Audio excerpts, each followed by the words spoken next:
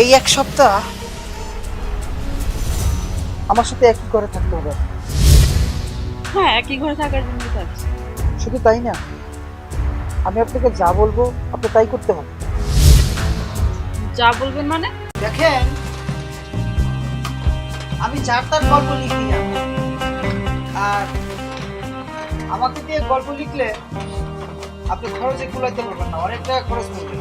তার চেয়ে বরং আপনি অন্য কাউকে দিয়ে লেখান, ভালো হবে। দেখুন, আমি অনেক দূর থেকে এসেছি, আপনার বাড়িতে আমি অনেকবার এসেছি, কিন্তু আপনাকে আমি পাইনি। আমাকে একটা গল্প লিখে দেন। আমি অনেককে দিয়ে অনেক গল্প লিখিয়েছি, অনেক সিনেমা করেছি, কিন্তু শুনতে পারিনি। এই গল্পটা যদি লিখে দেন তাহলে আমি নিশ্চিত আমি হিট হব। বুঝতে পারছি, আপনার গল্প লিখে দিলে আপনি হিট হবেন। আমি যদি গল্প লিখে দেই অনেক খরচ করবে। তার আগে বলেন গল্পটা কিসের উপর? গল্পটা লিখতে হবে পতিতার উপরে। পতিতার উপরে? জি, তাহলে টাকা লাগবে 3 লাখ। ঠিক আছে ঠিক আছে, 3 লাখই দেবো। শুধু তাই না, 3 লাখ টাকার সাথে একটা পতিতা মেয়েও লাগবে। ওই মেয়েটা এক সপ্তাহ আমার কাছে থাকবে। ঠিক আছে, তাতেও রাজি। রাজি? ঠিক আছে, যান। আপনার মেয়ে এবং টাকা পাঠিয়ে দিবেন, আপনি গল্পটা শুরু করে দেবেন। কেমন? ঠিক আছে, ভালো থাকবেন। তাহলে আসি আমি।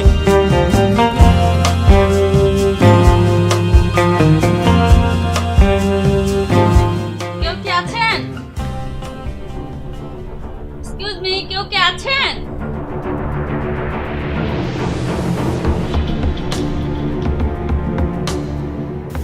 কে আপনি? আপনার তো ঠিক চিনলাম না। আপনি কি কবি রাজেশ খান্না বলছেন? হ্যাঁ, বলছিলাম, কিন্তু আপনি কি? আমি চৈতি, আমাকে রাজদাদা পাঠাইছে, ডিরেক্টর রাজদাদা। ও আচ্ছা আচ্ছা, আপনি পেশায় কি? কেন? আপনি রাজদাদাকে যেটা বলছেন আমি সেটা। ও আচ্ছা আচ্ছা। কয়দিনের জন্য আসছেন? একসাথে। এক সপ্তাহ। এই এক সপ্তাহ আমার সাথে একই ঘরে থাকতে হবে। হ্যাঁ, একই ঘরে থাকার জন্য থাকছি। শুধু তাই না, আমি আপনাকে যা বলবো আপনি তাই করতে হবে। যা বলবেন মানে? আমি আপনাকে যা বলবো আপনি তাই করতে হবে। আচ্ছা ঠিক আছে। আবার তো 2-3 দিন থেকে চলে যাবেন না? না না, আমি ওই ধরনের মানুষ না, আমি এক কথার মানুষ, যা বলছি তাই। ঠিক আছে, আসুন।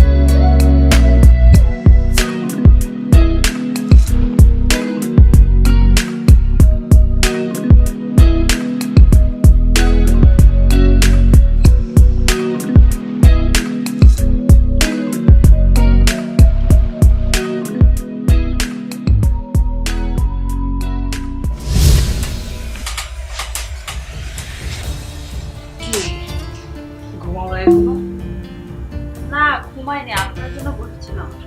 তা আপনারা তো দেরি হলো কেন? এই একটু কাজ করছিলাম। আচ্ছা ঠিক আছে, এখন তো কাজ শেষ হয়েছে। আচ্ছা আসুন।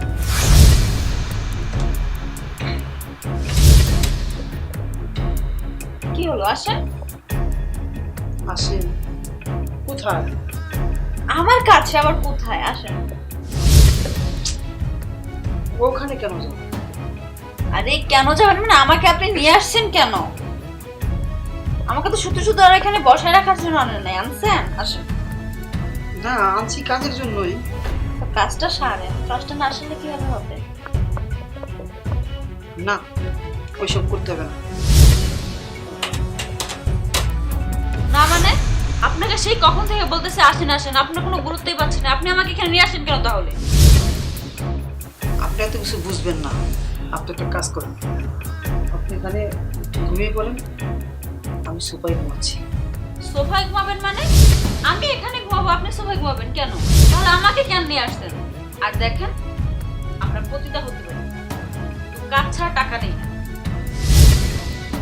আমার পক্ষে সম্ভব না কোনো কিছু। আরে আপনি হয়তো ভয় পাচ্ছেন, ভয়ের কোনো কারণ নেই। আসেন আসেন। বললাম তো না, আরে আসেন না, ভয়ের কোনো ইয়া নাই, আসেন। এখানে ভয় আর কোনো কিছুর কথা না। বলছি না হবে না হবে না, আমি আপনার সাথে শুভ না। আপনি এখানে ঘুমান, আমি সোফায় ঘুমাচ্ছি। আরে আরে ছাড়েন তো। কি হলো ব্যাপারটা? আমাকে যার জন্য আছে সেটাই করলো না, চলে গেল। ব্যাপারটা তো দেখতে না।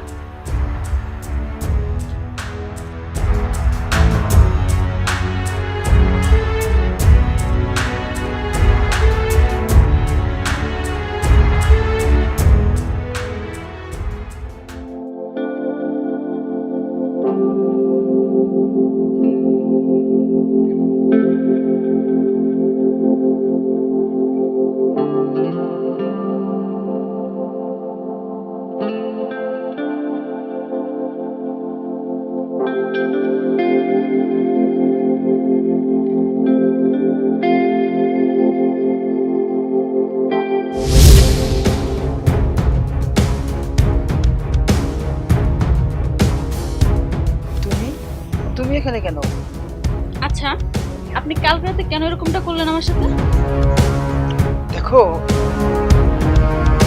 আমার যেটা করণীয় আমি সেটাই করছি। আপনার কি করণীয়? আপনি আমাকে এখানে কাজের জন্য আছেন, তো ব্যবহার করতেছেন না কেন? কি সমস্যা আপনার বলেন তো? আমি তোমার এইখানে আছি কাজের জন্য, সেটা ঠিক, কিন্তু তোমাকে ব্যবহার করার জন্য আনি নাই। তাই আমার পক্ষে সম্ভব না তোমার সাথে ফিজিক্যালি সম্পর্ক করা। তাহলে আনছেনই বা কেন আমাকে?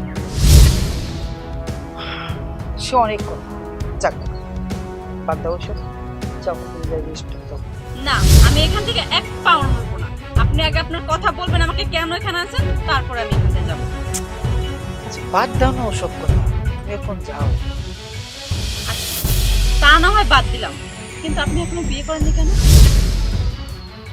বিয়ে করিনি, এটা অনেক অনেক বড় মিস্টেক। থাক এসব বাদ দাও, তুমি যাও। তার জন্যই তো বললাম, আপনার জীবনে কি এমন হয়েছে যে এখন পর্যন্ত আপনি বিয়ে করেন নাই? শুনতে চাও? বলেন। তবে শোনো, জায়গার নাম রূপনগর, মেয়ের নাম ছিল অর্পিতা। অর্পিতা একটা মেয়ে, অনেক সুন্দর ছিল। তারা না আমি ভালোবাসি, সেও আমাকে ভালোবাসত। আমরা দুজন গোপনে বিয়ে করছি, কিন্তু ওদের ফ্যামিলির থেকে মানে নাই। পরে ওই অর্পিতার গর্ভে একটা সন্তান ছিল, সেই সন্তানটা নিয়ে অর্পিতা আমার কাছ থেকে বহু দূরে চলে গেল। তাই সেই অর্পিতার আশায় থাকতে থাকতে আমি আজ অব্দি বিয়ে করি। জানি না কেমন আছে অর্পিতা, আর কেমন আছে অর্পিতার গর্ভে সেই সন্তানটা। খুব দেখতে ইচ্ছে হয় জানো, কিন্তু কাউকে বলিনি।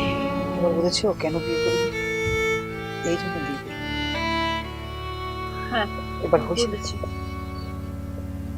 এবার যাও, আমাকে টাকা দাও।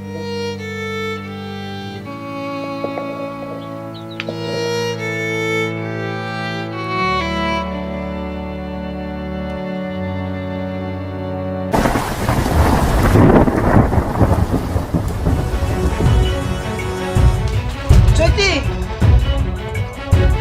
চৈতি, চৈতি, চৈতি।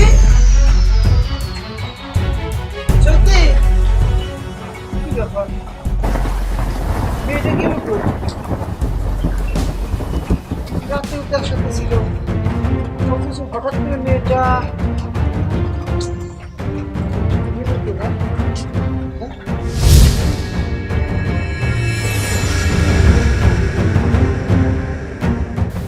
আমাকে ক্ষমা করবেন, আপনাকে না জানিয়ে আমি চলে গেলাম। কাল পুকুর পাড়ে আমাকে যে গল্পটি আপনি শুনিয়েছিলেন, আপনি বলেছিলেন আপনি একজনকে ভালোবেসেছেন, ভালোবেসে তাকে বিয়ে করেছেন। বিয়ে করার পর তার গর্ভে একটি সন্তান আসে, আর সে সেই সন্তানটি নিয়ে চলে যায়। আর সেই সন্তানটি কে জানেন? আমি, অর্থাৎ আপনার সন্তান। আমি আপনাকে এই মুখটি দেখাতে পারবো না দেখে আমি চিরতরে এখান থেকে চলে যাচ্ছি। পারলে আমাকে ক্ষমা করে দিন।